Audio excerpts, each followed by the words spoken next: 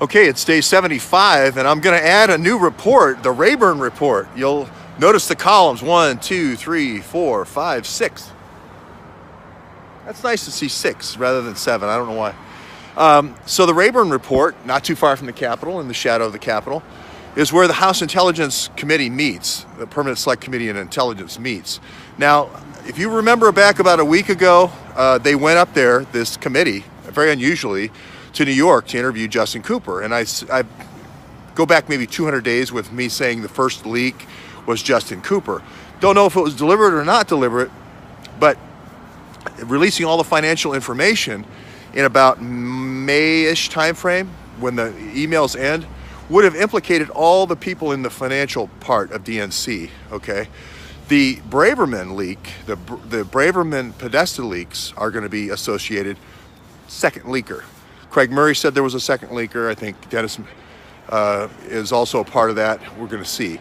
But the key thing that came out today was government portal. I heard this reported on Fox that Huma not only gave the passwords to the Russians, but to the government portal.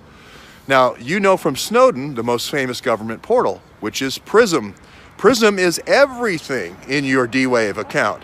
It's everything, not only your text and phone calls and so forth, but also the satellite imaging, also the cell phone tracking that's happening, as well as surveillance cam type pickup, all going into a Palantir type system.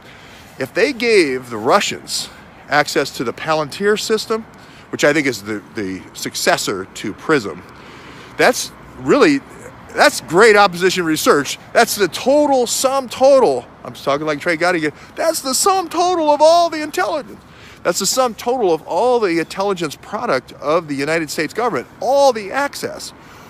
All the access. So that could mean that they have, the Russians were given not just a login to one particular State Department system, but the total access to the Palantir State Department PRISM system. That is amazing. Now, if that doesn't sound like a hit list program being managed at CSIS in Canada as an offshore way of attack into political opponents by Hillary, I don't know what does.